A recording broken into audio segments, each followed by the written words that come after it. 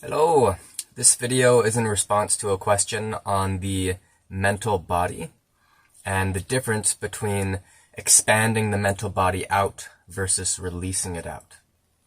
So when you start working with exploring mental space, and part of how we do that is by expanding the amount of space that the mind occupies or contracting the amount of space that the mind occupies.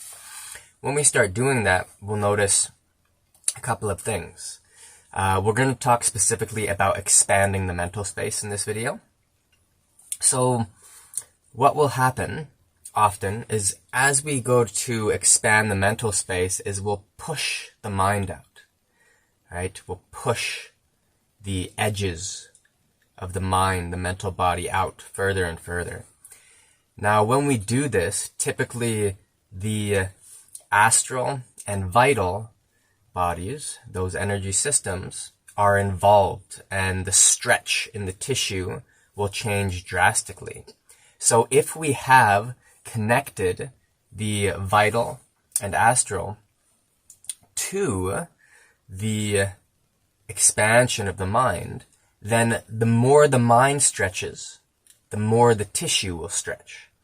Okay, so the mind stretches. That causes an increase in the stretch of the tissue, and that will generate more qi and allow the qi to be expressed more. There will be more qi being generated, more vital and astral substance being generated due to this increase of the push, the stretch of the mind.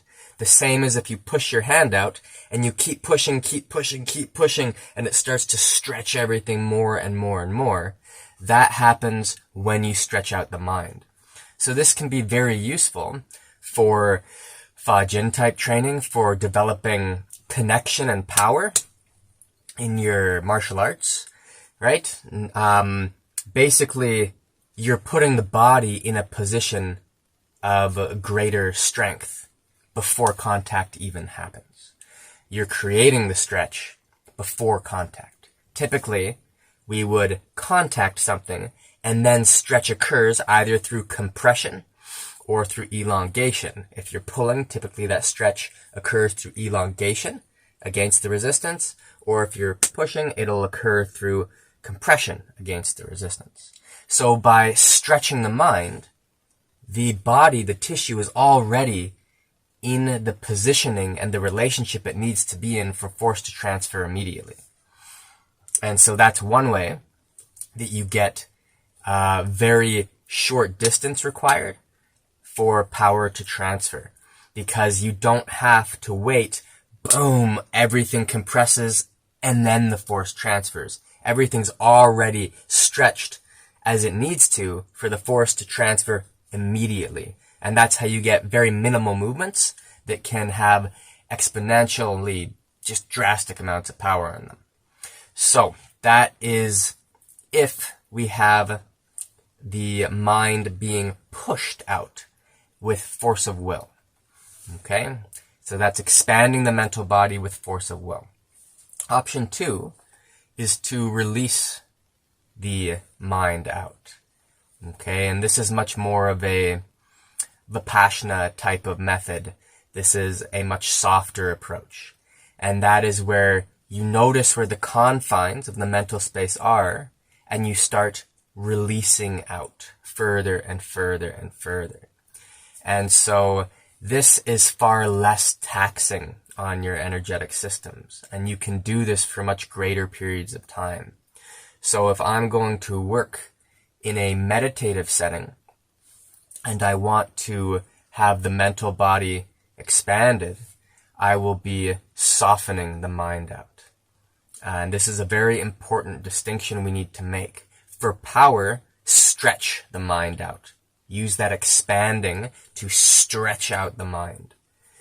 However, for more sensitivity-based stuff, if you're cultivating awareness, if you want to work on residing in a particular frequency base or meditative state with as little draw on your energy as possible, then you soften the mind out into greater space. Okay? So really be clear about the difference here when you're working on these. Note if when you expand the mental space, remember that expanding of the mental space can be through pushing or through releasing. When you're working on that, note if the vital and astral are involved, right? If you are stretching, pushing and stretching the mind out, you'll have a big bump up in the vital and astral, which is great because you can use that and harness it for, say, concentration, samadhi type practice on a particular object. And that's very, very useful. And that's one of the benefits of having a good posture when you meditate that's stretched and open in a way that enhances stretch because it gives you more energy, which you can then feed into your meditation. If I'm doing releasing the mind out, I still have good posture because I still want the body generating energy to feed the capacity to be aware of that softening of the mind, of that greater mental space. Okay.